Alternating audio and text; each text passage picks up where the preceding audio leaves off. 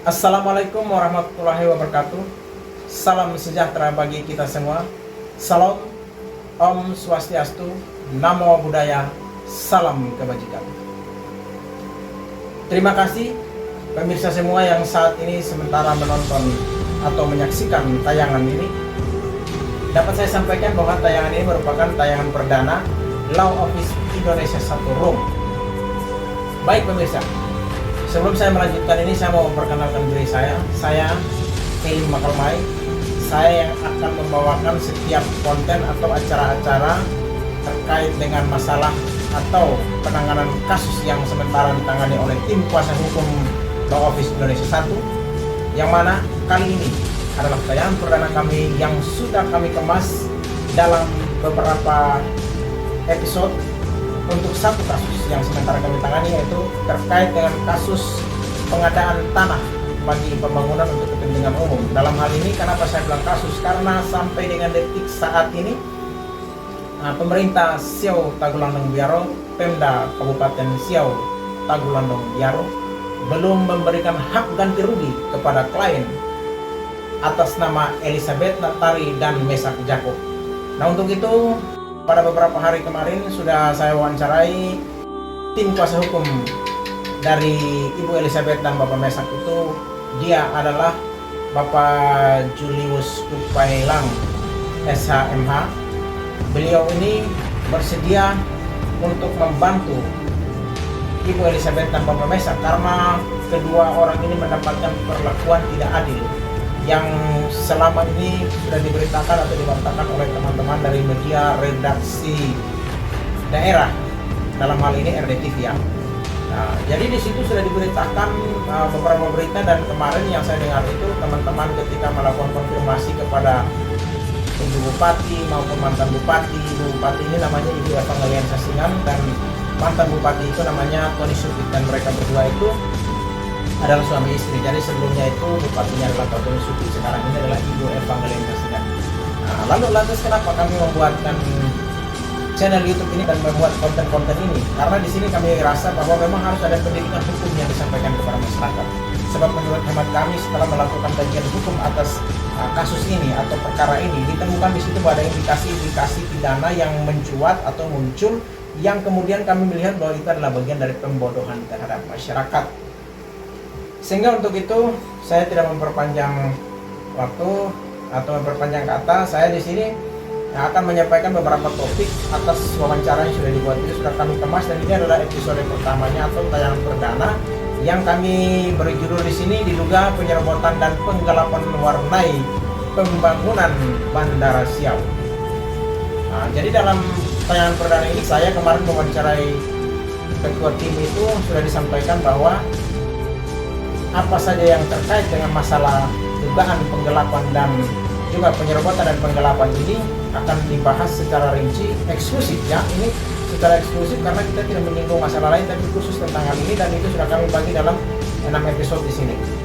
Yang pertama tadi sudah saya katakan bahwa di sini diduga penyerobotan dan penggelapan warnai pembangunan Bandara Siau. Sedangkan untuk tema kedua di sini adalah indikasi mafia tanah berbalut konsinyasi. Apa itu konsinyasi? Konsinyasi adalah ketika tanah itu dianggap bermasalah atau bangunan, katakanlah di sini akan dilakukan pembangunan di atas tanah milik masyarakat, tetapi kemudian di sini terjadi double kepemilikan, maka pembangunan akan tetap dijalankan, tetapi dana untuk membayar ganti rugi itu dititipkan ke pengadilan, sehingga kemudian itulah yang disebut dengan istilah hukumnya konsinyasi. Maka dari sini dibuat judulnya di sini adalah indikasi mafia tanah berbalut konsinyasi. Yang ketiga, di sini dengan judul kami kasih judul siapa aktor intelektual di balik pengerusakan lingkungan hidup atas tanah warga di Sitaro. Jadi sesuai dengan tayangan yang sudah disampaikan atau diwartakan oleh RDTV, di situ sudah menjelaskan tentang bagaimana telah terjadi pengerusakan lingkungan hidup yang diduga di situ ada di backup oleh orang-orang tertentu. Dalam hal ini yang mereka yang berwenang di sana. Nah, itu nanti akan kita kupas tuntas. Dan saya kira nanti per episode-nya akan kita sampaikan terlebih dahulu sebelum kami tampilkan wawancara dengan kuasa hukum. Yang keempat di sini kami kasih judul apa peran pemerintah daerah Siau dalam hak ganti rugi tanah Bandara Siau, melindungi atau merampas hak asasi manusia Elizabeth dan Mesa.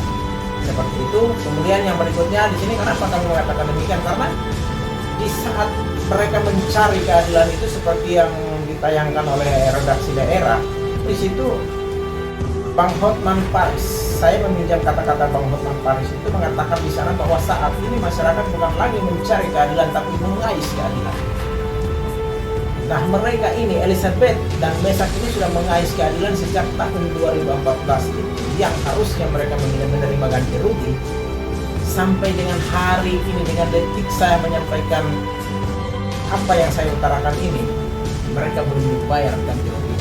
Untuk itulah kenapa kami kasih judul di sini, apa peran pemerintah daerah Siau dalam hak ganti rugi tanah Bandara Siau, melindungi atau merampas hak asasi manusia Elizabeth dan Mesak.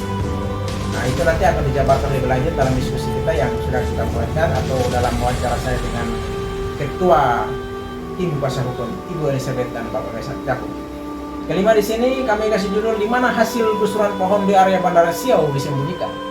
Nah, ini kenapa kami anggap? Karena diduga bahwa hasil gusuran itu ditimbun di lahan bandara, dan itu pun nanti akan kami bahas secara rinci nanti dalam wawancara tersebut. Kemudian yang keenam di sini adalah, ada apa dengan LHKPN? LHKPN itu laporan harta kekayaan penyelenggara negara.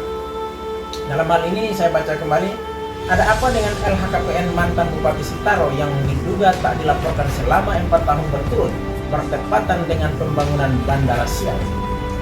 Jadi di sini kami mengangkat ini, kami tidak sementara mempersoalkan tentang berapa harta kekayaannya Pak Tony Supit selaku mantan Bupati Siau, Tagulandang, Biaro saat itu di tahun 2015, 16, 17, dan 18. Itu diduga yang bersangkutan tidak melaporkan LHKPN dia yang bertepatan dengan pembangunan bandara itu dilaksanakan dan berkenaan juga dengan masalah yang sementara kami tangani, sehingga kemudian ini pun kami angkat dengan judul tadi, ada apa dengan LHKPN mantan Bupati Sitaro yang diduga tak dilaporkan ke KPK selama 4 tahun berturut bertepatan dengan pembangunan Bandara Siau. Baik, kita akan langsung masuk saja ke inti daripada apa yang saya sampaikan hari ini. Jadi hari ini adalah hari Jumat tanggal 2 Desember 2022, merupakan tayangan perdana Law Office Indonesia Forum yang memaparkan secara eksklusif dari apa yang kami katakan tadi, bahwa sudah kami wawancarai tim kuasa hukum atau ketua tim kuasa hukum Bapak Julius Kupailang SH.MH. Mari kita ikuti apa yang akan disampaikan beliau yang saya wawancarai pada hari Senin tanggal 28 November 2022 lalu. Selamat menyimak dan kiranya ini dapat mengedukasi masyarakat, dan ikuti terus episode selanjutnya seperti yang saya katakan tadi, bahwa akan ada episode kedua, episode ketiga, episode keempat, episode kelima, dan keenam dengan judul seperti saya paparkan tadi. Selamat menyimak dan sampai jumpa di episode selanjutnya. Terima kasih.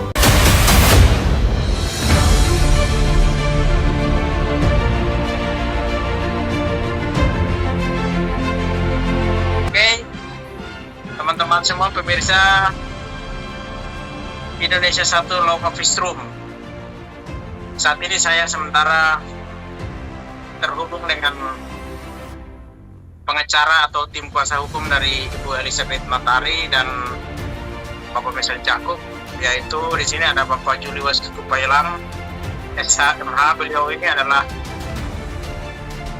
advokat yang menjadi kuasa hukum dari Ibu Elizabeth dan Bapak Mesak yang menandatangani somasi pada tertanggal di sini. Saya akan membahas di sini tentang somasi yang dikirimkan kemarin kepada Kepala Dinas Lingkungan Hidup dan Pertanahan Kabupaten Kepulauan Siau, Tagulandang, Biaro atau Sitaro.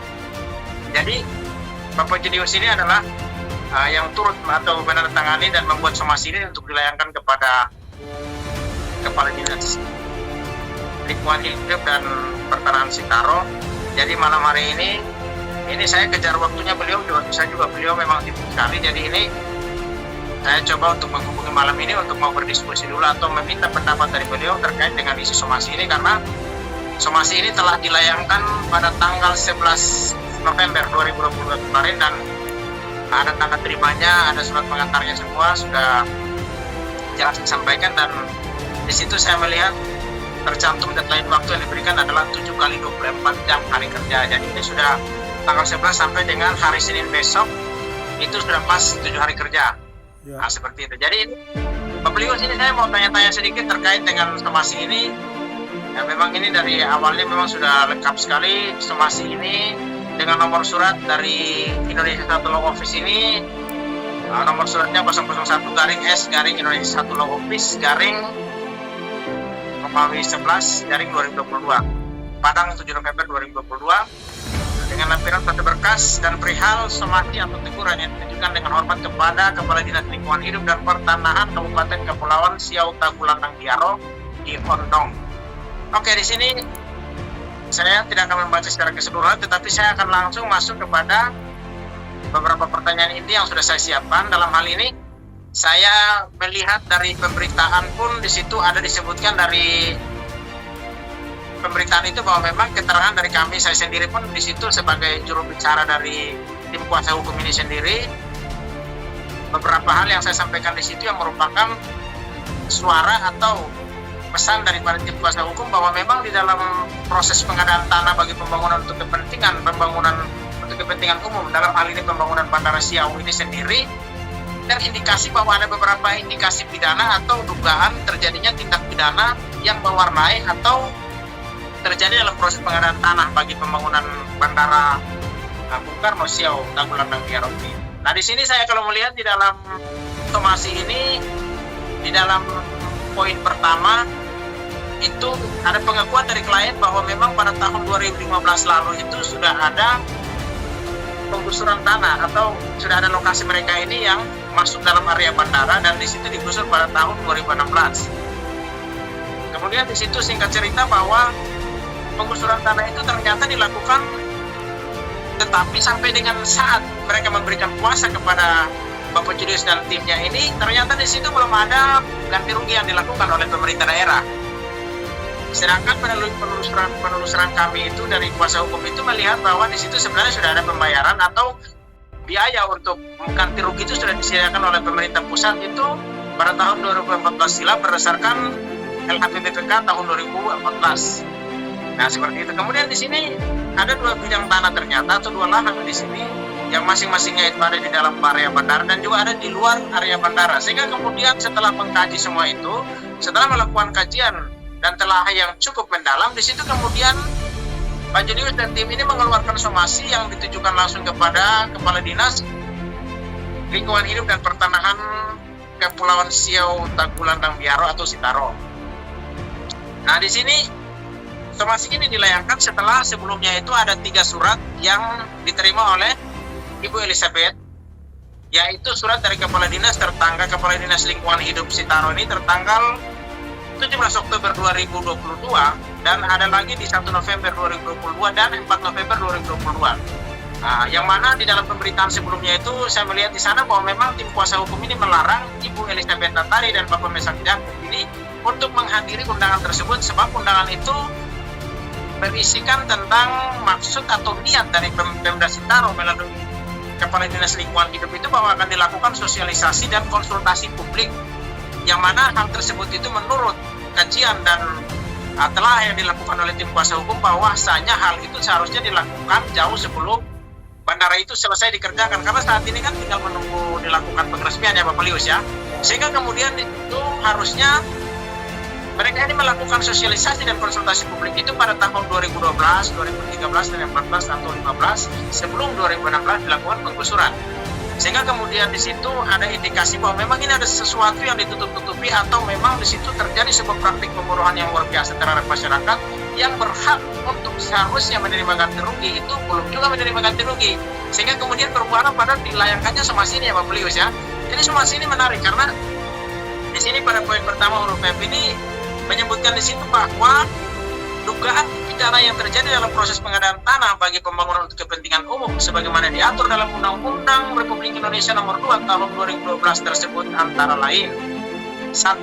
Adanya indikasi pidana penyerobotan sebagaimana dimaksudkan pasal 385 ayat 1 KUH pidana yang berbunyi, barang siapa dengan maksud menguntungkan diri sendiri atau orang lain secara melawan hukum menjual, menukarkan atau membebani dengan kredit perban sesuatu hal atau tanah Indonesia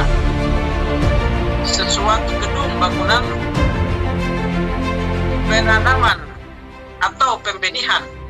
Padahal diketahui bahwa yang mempunyai atau turut mempunyai hak atasnya adalah orang lain. Jadi di sini, Bapak Lius, ini ada, saya melihat di sini bahwa ada indikasi penyerobotan yang dimasukkan dalam somasi ini. Kalau saya melihat di sini memang masyarakat ini mengadu bahwa memang tanah mereka ini sudah dilakukan indikasi penyerobotan itu tadi dan sudah terlanjur dibangun bandara, dan juga di luar bandara ini ada yang digali tanahnya. Itu bagaimana menurut Bapak Lius? Karena di sini memang indikasinya ini sudah dijelaskan di sini bahwa ada penyerobotan lahan, ya, penyerobotan tanah sesuai dengan pasal 385 KUH pidana.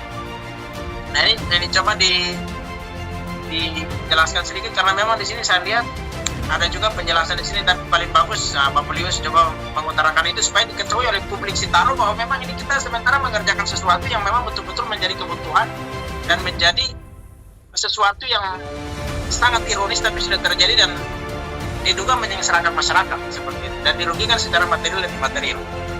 Ya, jadi sangat disayangkan ya sikap dan tindakan Pemda yang bertindak semena-mena terhadap masyarakat, sehingga ketika kami mengkaji bahwa perbuatan tersebut masuk ke dalam unsur pidana 385, yaitu penyerobotan, karena lahan klien kami itu nggak pernah dialihkan atau dijual belikan kepada pihak manapun, sehingga sampai dengan saat ini klien kami masih mengakui bahwa tanah tersebut adalah milik klien kami dengan bukti-bukti surat dan bukti pendukung lainnya.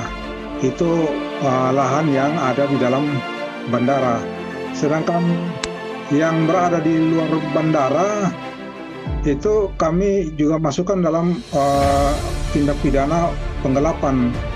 Jadi artinya bahwa klien kami itu harusnya mendapat bayaran atas tanah yang dikeruk dan dibawa ke bandara untuk dijadikan landasan pacu.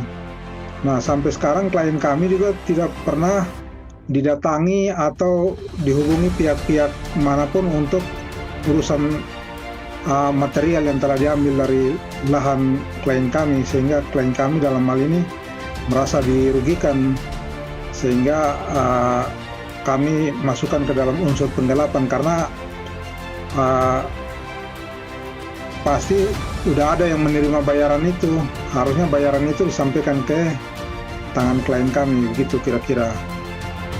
Dan memang tindakan pemerintah daerah ini adalah suatu tindakan yang semena-mena, yang kami kategorikan juga melanggar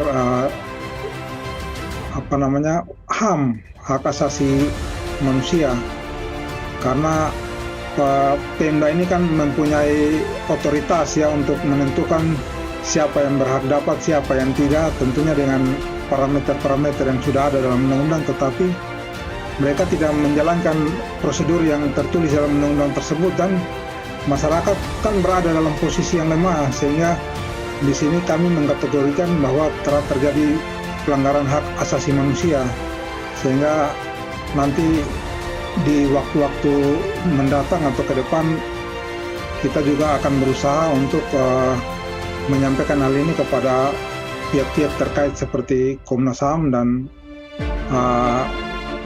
kepolisian, tentunya untuk mengangkat kasus hak asasi manusia tersebut.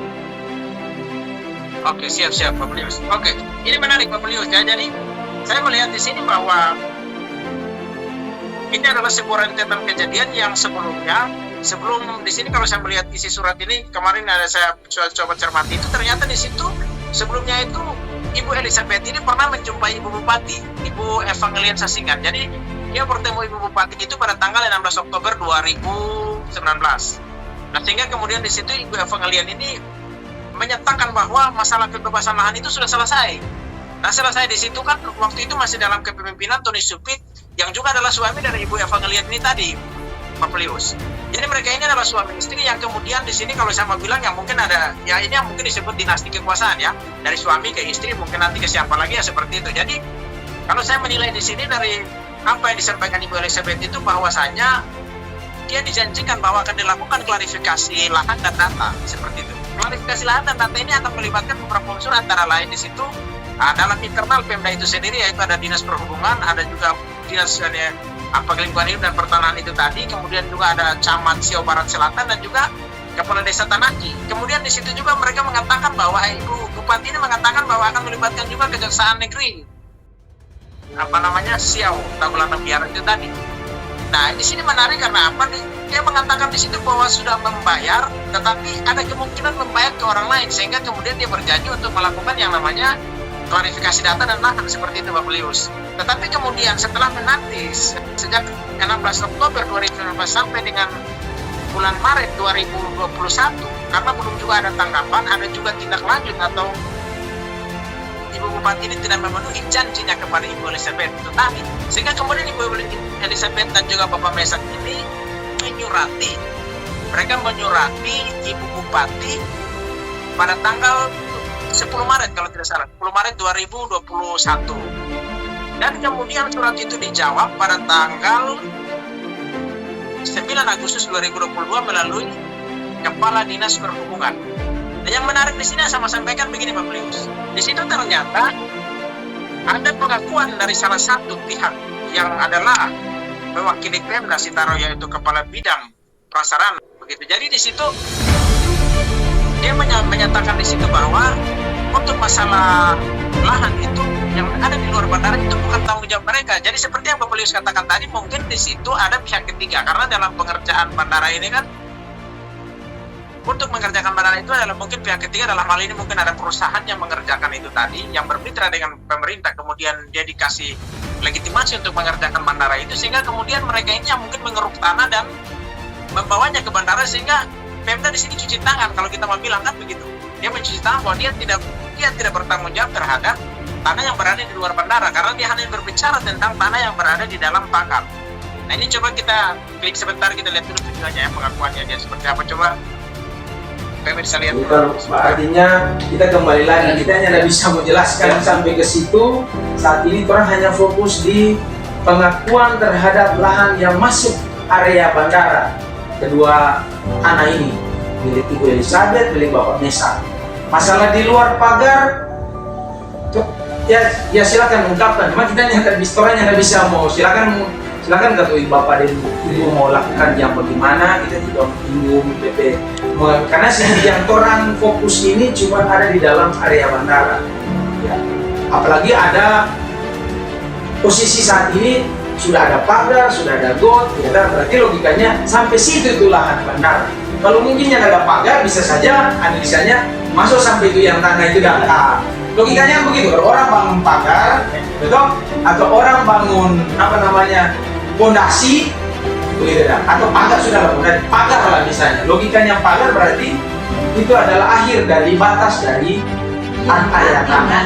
Tapi di belakang itu kan dipakai. Ya, kalau persoalan Kalau itu di kita, belakang itu tidak mau dipakai, kenapa digusur lah? kalau persoalan itu kita tidak bisa belum bisa menjelaskan, belum bisa menanggapi tapi minimal bahwa ada kejelasan solid kuat. Nah, itu tadi yang sudah disampaikan itu, bahwa memang beliau ini sudah menyampaikan bahwa yang menjadi tanggung jawab pemerintah adalah yang berada di dalam bandara.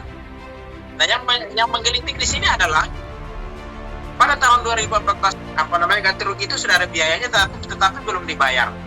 Nah, sedangkan di dalam surat mereka itu menyebutkan di dalam poin keempat surat dari Kepala Dinas Perhubungan itu bahwasanya di situ mereka akan membayar hak dari Ibu Elizabeth itu sesuai dengan ketentuan dan amanat aturan perundang-undangan yang berlaku. Nah, sedangkan dari awal sendiri mungkin Pak Lius membuat somasi ini kan di situ sudah menyebutkan bahwa tidak ada di situ regulasi yang dipedomani kalau kita mau bicara tentang Undang-Undang Nomor 2 2012 tentang pengadaan tanah bagi pembangunan untuk kepentingan umum. Nah, pertanyaan saya begini, Pak Lius, apakah di sini dengan adanya indikasi penggelapan ini, apakah ada persekongkolan yang diduga terjadi? Mengingat masalah tanah ini kan yang berwenang adalah Kepala Dinas atau Kepala Badan Pertanahan. Nah, sekarang pertanyaannya adalah yang melegitimasi mereka, apakah ini mungkin ada izin AMDAL dan lain-lain yang kemudian melegitimasi mereka sehingga kemudian dia merekomendasikan, karena menurut saya kan ini harus ada rekomendasi dari pemerintah daerah kepada pengusaha tersebut untuk mengeruk lahan itu tadi. Nah, karena apabila itu dilakukan tanpa sepengetahuan Pemda, harusnya kan Pemda mengambil tindakan dong. Kenapa jadi itu terjadi begitu, Pak Polius? Nah, itu coba menurut Pak Polius seperti apa? Ya, saya kira demikian karena apa namanya itu lahan itu kalau dikeruk kan harus ada izin.